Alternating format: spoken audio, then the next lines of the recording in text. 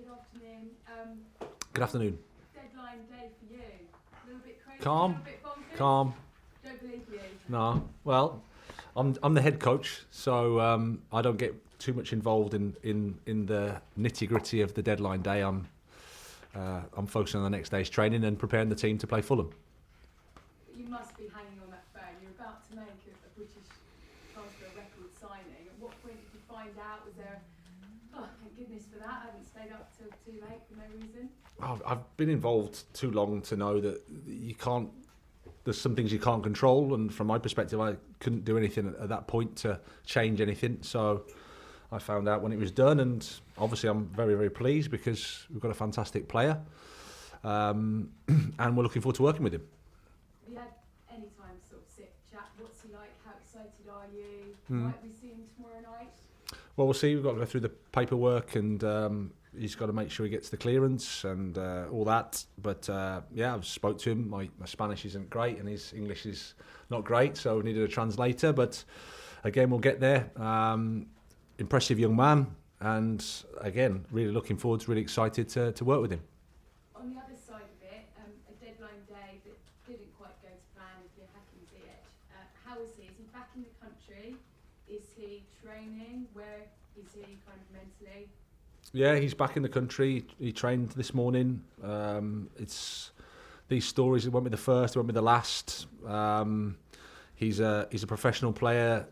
He understands the situation. He's committed to us. He's available for the squad for the game against Fulham, and he'll be an important player for us for the rest of the season. Somebody just made a joke about how many people in the room, being quite close to how many people might be in your dressing room. And this is going to be, is it quite a challenge? Keeping everybody happy? I mean, you've talked a lot about being a very people skills being a strength of yours. There's a lot of egos in there, and there's not many shirts that are going to be filled every single week. Yeah, and I think the challenge is the right word, but I'm certainly not complaining about it. I mean, it's exciting. It's a test for me, of course, and for the staff and for everybody. But it's an exciting one. We've got a lot of really good players. We have to create an environment where there's competition, where there's healthy competition, and they can push each other, and at the same time understand that there's going to be frustration at times because only 11 can play, but that's how it is. We've got a lot of important games, and we need to improve our results. So it's about playing, about supporting the team, and being ready to play. Thanks, Gal. Alex Aljo, PLP. Hi, Graham. Hi. Almost 2 weeks now without a game. How have you used that time, and is it true you took the players to meet some soldiers? What was the reasoning behind that? No, we did some off the pitch activity, a bit of leadership, a bit of teamwork, just outside of this environment. But mostly it's been training. Mostly it's been working on the team and how we want to play, and of course integrating some new players and getting some injured players up to speed. So a bit of everything really. Oh, excuse me. Fulham tomorrow. You played them very recently, currently above Chelsea in the table. Just how much have they impressed you this season? Well, they've had a fantastic season. Credit to them all there, all the staff and Marco, of course, and the players. They've really performed well, and they're there where they are on merit. It isn't luck. They deserve the points they've had, and they'll be a tough game. Is it a good thing playing the same team so soon after a defeat?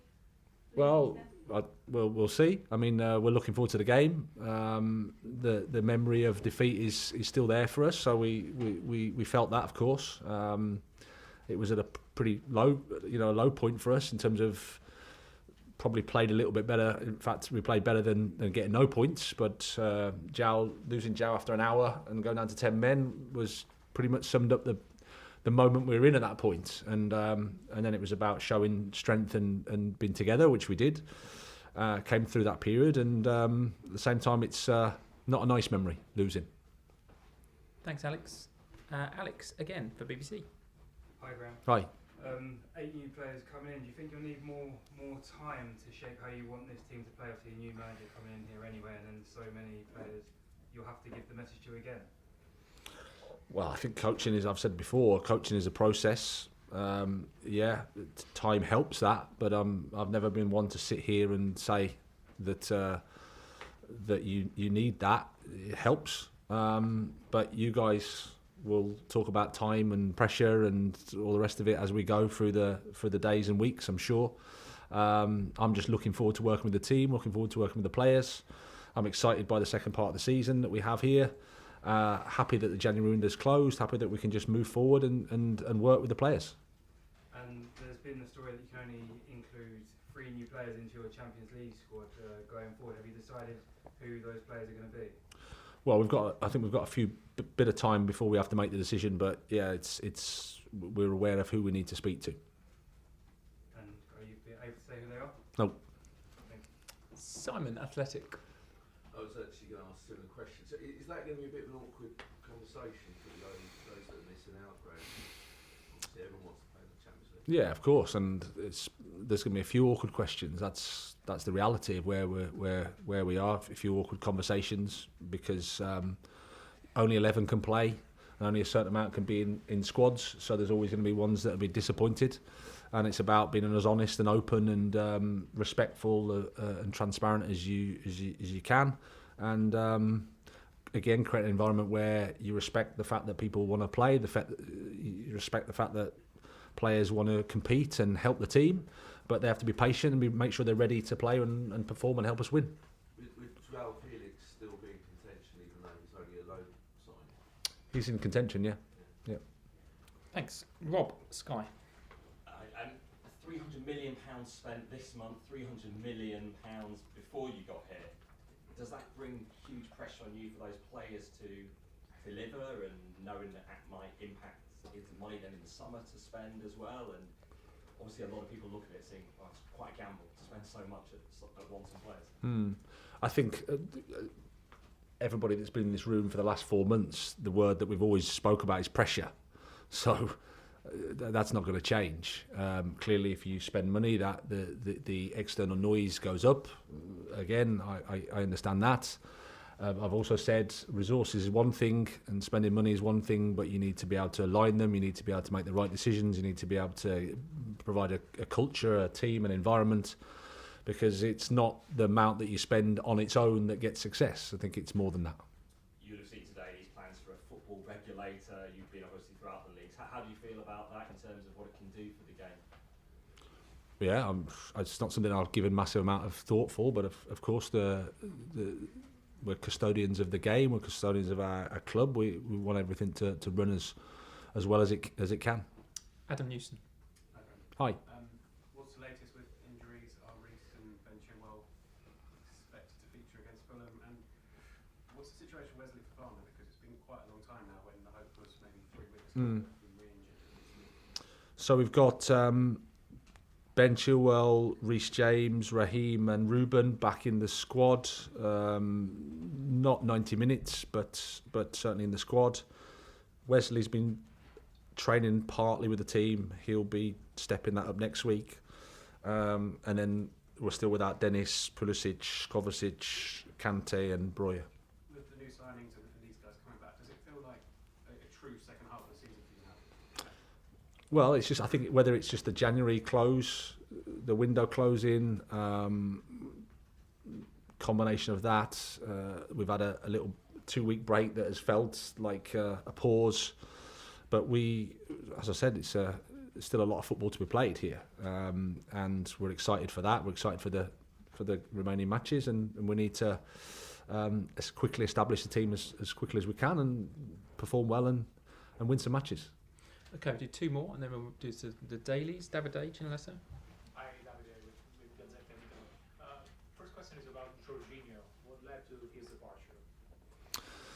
Well, firstly, for the 4 months I've worked with him, he's been fantastic. Great person. I think when you look at his service to this club, has been brilliant. What he's achieved. I think sometimes you look at you have to make a decision as a football club with the contract situation he had, and the opportunity he had to secure something a little bit more for his family. It was one of those situations, a bit of a win-win-win, and obviously from my perspective, I wish him well. He's a top professional and a top person. You had 8 new players. Their profile is quite similar, young,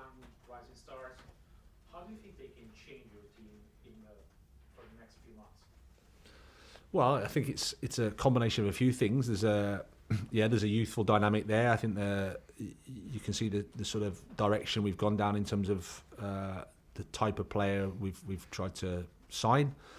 We're trying to build something for the now and for the future. And it's always about how they help the ones that are here as well, and how we lift performance. Of course, we've had a pretty unprecedented, I would say, injury situation to deal with here as well. So lots of things have happened. We hope that we've learned a lot from that period. We've gained a lot of strength from that period.